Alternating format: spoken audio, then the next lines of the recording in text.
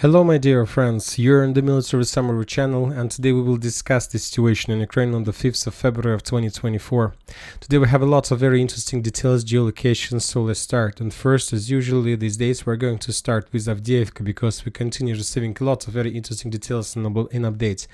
During the previous video we have already discussed the Russian progress in the northeastern part of Avdiivka, and according to most of the mappers, the Russians managed to advance significantly. And for example, once again, the Ukrainian deep state, pro-Ukrainian deep state, confirms that the Russian progress of something like this. Furthermore, right before we start making the video, we got additional progress from pro-Russian resource, and according to additional Russian sources, the Russians managed to establish control completely over this territory. So as you can see, the Russians by this attack are heading further to the southeast with the purpose to cut the main Ukrainian defense belt that located to the south of Kupyansk.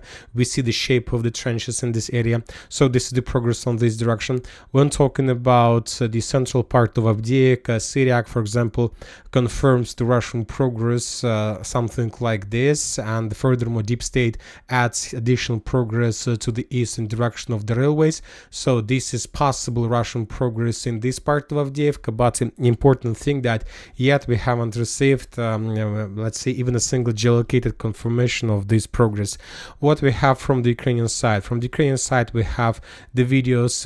This video was published by the Russians, but this video we can see how the Ukrainians are trying to send as many as possible soldiers, infantry, armored vehicles, and tanks to the central part of Avdiivka with the main purpose to stabilize the situation, not to allow the Russians to collapse the entire stronghold. The Russians, of course, can see everything, they control everything, and of course they counterattack exactly as soon as they see the movement of this or that transport vehicle or personnel carrier or at least tank. So the situation in this area is covered with the fog of war. There were two more videos from this territory. One of that video we have already discussed.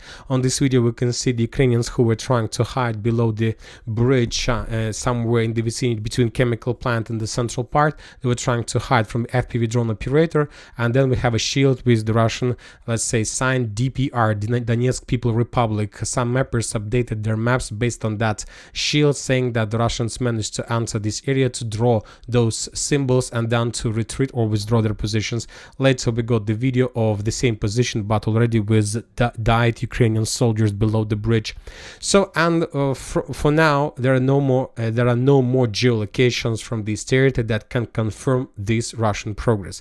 There was one important video that I would like to discuss with you right now, because this video gives us some understanding of the situation that happens in this area, and I'm talking about this video. Probably most of you have already seen this video published by the Ukrainian sources, by the Ukrainian special forces. On this video, for example, we can see how the Ukrainian soldiers were capturing the Russian soldiers, the prisoners of war. They captured up to 4 soldiers, and after this video was published by the Ukrainian sources, saying with the notes that this video was made in Avdiivka, the Russian assigned resources started trying to find and geolocate the video. And by the beginning of this video, but before I start making this video, the assigned resources managed more or less to geolocate that video, and 95% sure that this video was made here, so that the Ukrainians were capturing the Russian soldiers inside along the Donetsk street. At least this theory goes along with the main narrative about the Russian progress to Donetsk street, to railways and chemical plant. So what did happen? And for example, if you remember, yesterday we also got reports that the Russians continued their offensive operation further to the railways, that they were trying to dig in deeper along Donetsk street. And what did happen? The Russians continue movements during the previous day, and they continue movements right now with the purpose to dig in deeper along Donetsk street. But the main purpose is not to dig in deeper in Donetsk street, but to give the Russians, the behind forces, the digging in deeper forces, to get, let's say, to prepare fortifications and to prepare defense belt along Parhomenka and Pionierska street. So for the Russians, as for now, the main purpose and the main goal they need to get is to establish a stable foothold exactly in this square.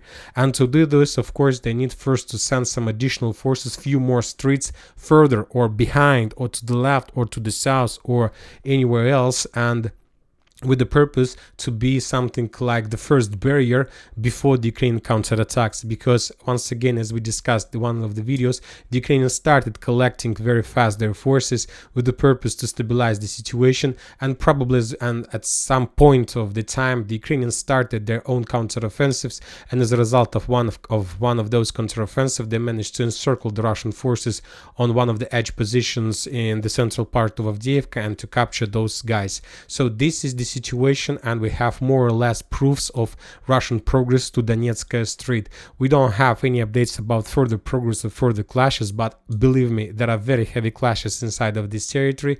Another important thing is that according to another a report that confirms the Russian progress, is that the distance, according to some Ukrainian propagandists, to the edge Russian positions and the area where Zelensky took a photo inside of Avdiivka, on the vicinity of Avdiivka, is less than around 1,200 meters. So if you take a look at the map, these situations completely correspond to the reality. The distance from, let's say, Donetsk Strait to this area where Zelensky made the photo is the same, 100 point and 210 meters.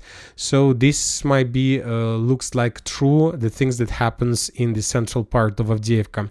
Furthermore, the Russians continue bombing and attacking the ninth quarter. We have discussed already this video, but we will discuss this once again, because today was probably the heaviest day when talking about FAB bombing and Tos Flammer system bombing and Iskander bombing. The Russians published significant number of the use of this type of weapon. They managed to do significant damage, and most important, that the Russians were bombing the edge positions of the Ukrainians all over the line of combat contact. What does it mean? What I'm trying to say, for example, for these purposes, it's better to move to Ugledar, the closest point. For example, on this video we can see how the Russians were bombing Ugledar with two FABs, probably 500 or 1500. As you can see, two very heavy explosions. This video was published today, and probably this means that the Russians do have some plans, probably to renew their offensive operation in this direction, or maybe to make something like this. Furthermore, we got a few more videos of FABs, another one in Avdiivka, and interesting updates are coming from Gorlovka direction, from this territory. Let's discuss. For example, if you know, according to Ukrainian sources, during the previous weeks they managed to establish control over this gas station. So this gas station used to be under Russian control. As you can see, there is a small network of the net trenches. The Russians couldn't repel the Ukrainians' attack, and they were forced to step back. Later, a few days later, we got update that the Russians made another counter-attack and returned control over the gas station. Then the Ukrainians counter-attacked once again. So for now, this territory is covered with the fog of war, but we got the final geolocation of how the Russians were bombing the Ukrainians with FPV drones. But you might say, so what's so special in this area? Gorlovka, since the beginning of the special military operation, is like a silent front line without any changes on the ground. There were some clashes in the vicinity of the landfills, but when talking about today, the Russians were using FABs in these areas significantly. On this video, for example, we can see the New York, and as a result of two FABs, as you can see, there was a very heavy explosions, and point your attention that the Russians were bombing not the positions of Ukrainian forces behind the line of combat contact, but they were attacking the Ukrainians right on the edge positions. So let's say those positions that if the Russians start offensive operation will be stormed at first, let's say, phase of this operation. And another FAB we received a little bit to the north from the gas station, from this area, from the city by the name of Zalizne. And on this video we see another use of FAB, another very heavy explosion, and probably something very important was destroyed. And also, once again, this position is also located very close to the combat line of combat contact, not so close as the previous one, but the most important is intensifying of Russian activity exactly on Gorlovka direction. So the Russians attacked Ukrainian positions to the north of gas station, one flank. The Russians attack, let's mark it like this, the first flank area. The Russians attacked the second flank area, and it's like, seems to me, and I have a feeling that very likely the Russians maybe have some plans to attack between these two areas, to split the territory and to open the second point of pressure against the Ukrainian positions on this direction. Now we're moving to Bakhmut Artyomov's direction.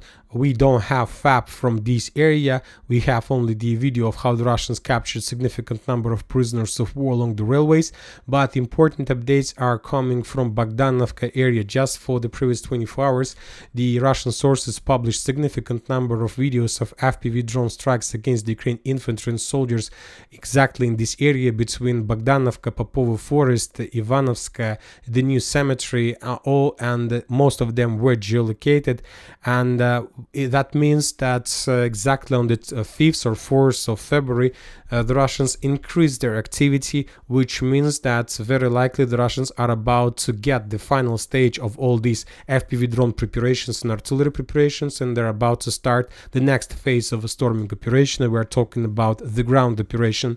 Just to understand the situation in this area, once again, it's better to see everything, every details from the 1st of January. Bogdanovka itself probably has been already reduced to ruins. The Russians also were bombing these trenches. The Russians were bombing the railways between two main strongholds in this area. The Russians bombed significantly this new cemetery and the stronghold that goes to cemetery. And of course, Popovo Forest was also reduced to ruins by FAPs and by TOS flamethrower systems. So this is the situation in Bogdanovka. Yet the Russians haven't started any operation on the ground, but everything tells me that they're about to start another one. Now we are moving to Bilohorivka direction. We have Ukrainian FPV drone strike against the Russian forces in this area. This video confirms the Russian progress in Russian controlled territory. And now we're moving to Bilohorivka. Today the Russians published two very important videos on this, since we can see the use of TOS flamethrower system against Ukraine positions of 81st Air Mobile Brigade on the hill right in front of Seversky Donetsk River. And this is very important video because this is probably second or third video in a row from the same position. There are a few important things you need to note. First of all, this territory was bombed not by multi-launch rocket system, not by artillery, not by FPV drones, but with a short-range TOS flamethrower system. That means that the Russians were attacking this area from very, very short distance, maybe somewhere in Kremenaya Forest, maybe somewhere a little bit to the south from Shipilivka. To understand the situation in Bilohorivka, it's better to increase the numbers of updates since the beginning of January, and this will allow us to understand, for example, the same week, the same months, on the 30th of January, the Russians were publishing the video of FPV drone strikes in this hill. So it's a hill. It's not something, the level of Seversky Donetsk River, this forest that probably under Russian control, and this hill has a very big difference. The Ukrainians have their fortifications in their positions here, and both these two videos that we received and let's say recent Russian progress in this area at least tells me that the Russians do have some plans to capture the hill and to capture the trenches, and very likely the Russians probably will try to cross Seversky Donetsk River. I don't even know how the Russians are going to capture the hill, but obviously this operation is going to be probably epic or something like this. So very soon the Russians will launch an offensive operation with the purpose to get on hill and to attack the Ukrainians from behind, and in the area of Bilohorivka and in the area of the hills to the west of Bilohorivka, the positions of 81st Air Mobile Brigade. And to the south, the same video, we have FAPs to the south of Bilohorivka, two heavy explosions, which also means that the Russians are trying to clear the area for further offensive operation of the troopers, trying to bypass the landfields on the south of Bilohorivka from the west. We are talking about this territory. Also, as usually, important updates are coming from Terny areas. We already discussed, and we have already discussed the geolocations. The Russians, as a result of clashes, managed to establish control over something like this on this area. Significant progress. We don't have any geolocations. It's just according to most of the mappers, but the Ukrainian sources are saying that now it's become very, very difficult to hold their positions along Yampolovka and Terny, and the main reason is that Yampolovka and Terny are located in the lowland, and the Russian controls the hills. The Ukrainians are saying that it's not difficult just to hold the territory, it's very difficult to support supply and send reinforcement, because the supply roads in this area are numbered and limited, and most of them under complete not just FPV drone fire control, but also under artillery and tank control. And we are talking as usually about this supply road, about this supply road, we're talking about this supply road, and so on. We forgot one important geolocation from Konstantinovka, from Donetsk direction. This video is about FABs, Iskanders, and of course TOS strikes. And on this video, according to the Russians, they managed to discover the warehouse and parking place of HIMARS in Konstantinovka. And as a result of Iskander strike, that HIMARS system, including weapon, missiles, and many other things and parts of this type of weapon, was destroyed. Once again, just for the previous 24 hours, the Russians published significant number of FABs, TOS flamethrowers, and Iskander strikes, and most of them goes along the line of combat contact. When talking about Kupyansk, we don't have a lot of updates, the regular activity both from the Russian and the Ukrainian side. The only important update, as we already discussed, the Ukrainians claims that the Russians have concentrated 500 tanks, more than 600 combat vehicles, and about 40,000 soldiers in Kupyansk direction, with the goal of recapturing the territory of the Kharkov region from where the Russians left in the fall of 2022. Forbes writes, the Russian group is opposed by approximately 10 Ukrainian brigades, numbering about 20,000 troopers, but the main problem is not even the difference in numbers, but the shortage of ammunition among the Ukrainian armed forces, the publications notes. And important thing about this, that Kupyansk is not the only operation that the Russians are planning to complete. The most important part is not even Kupyansk, but Vovchansk offensive operation. And today we got another FAB video how the Russians discovered another Ukraine ammo depot, warehouse, or something like this on this direction. And as a result of a very heavy attacks and explosion, that a military infrastructural object of armed forces of Ukraine was destroyed. And to understand the intensity of clashes in this area of bombing, of course, it's always better to increase the numbers of days since the beginning of the year. And we see that this Vovchansk probably was already reduced to ruins. And once again, if the Russians are planning to recapture positions in the lost territories during the Ukrainian counter-offensive operation, the main direction of attack obviously is going to be through Vovchansk to the south in direction of Shevchenkova. So this is the main Russian road, and this is the most easiest way to attack. You don't need to cross a Skol, you don't need to do anything, because once again, if the Russians are ever able to, let's say, get inside of Chasov Yar, or to get as close as possible to Slavyansk, Konstantinovsk, it's Kramatorsk, then it's always better to attack from Izum.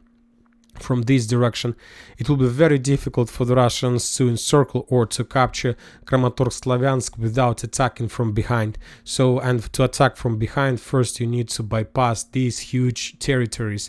I'm not sure whether the Russians are able to repeat the Ukrainian counter-offensive operation within such a short period of time, but we'll see, maybe they can. Now we're moving further, or let's say back to the ground and to Kherson direction, where the Russians continue publishing the updates and videos of FAB strikes and so on. During the previous 24 hours, the Russians attacked Kherson itself, the city itself. As you can see, there was a very heavy explosion, and the Russians bombed the area of concentration of Ukrainian forces, of Ukrainian infantry, maybe some special forces, maybe some reserves. A very heavy explosion, and once again with the purpose to reduce the Ukrainian possibilities, to reduce the Ukrainian army on this direction. Once again, significant number of FAB explosions. The TOS flamethrower system was used also in Krynki, the foothold that probably was already abandoned by the Ukrainians. Just few soldiers were left back, or maybe couldn't have possibilities to evacuate, and now the Russians are not even counting to use TOS flamethrower systems to got the final soldiers of Ukraine armed forces on this direction. So that was a very hot day, as you can see, and mainly the Russians were bombing the Ukrainian concentration of forces with a very long distance weapon like FABs and let's say like Iskanders, and they were using TOS as well.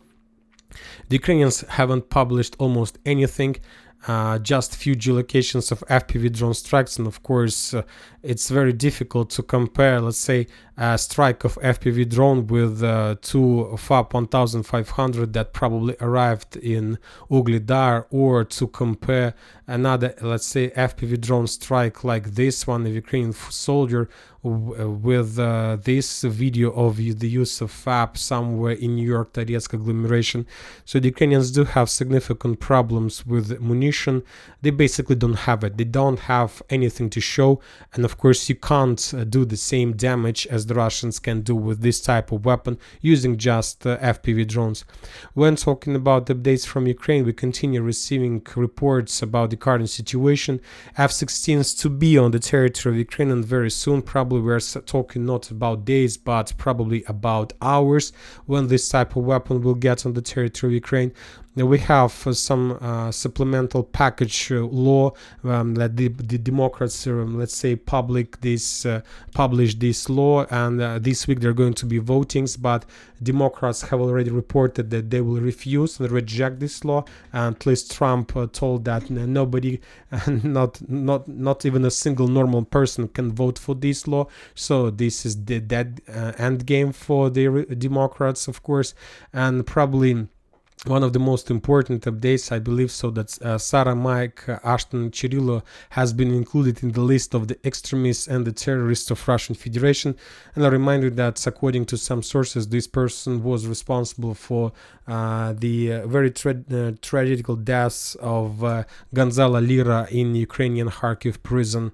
Furthermore, we got more updates about Zelensky Zaluzhny. Zelensky confirmed officially about the dismissal of Zaluzhny, and Zaluzhny reported that he's about to start the movement, he's about to start running away, and member of the Verkhovna Rada Evgeny Shevchenko claims that Commander-in-Chief of the Armed Forces of Ukraine, Valery Zaluzhny, has agreed to become an ambassador to the United Kingdom. According to the deputy, he will leave Ukraine and go to United Kingdom probably even tomorrow, and not just him but also the head of the General Staff of Armed Forces of Ukraine.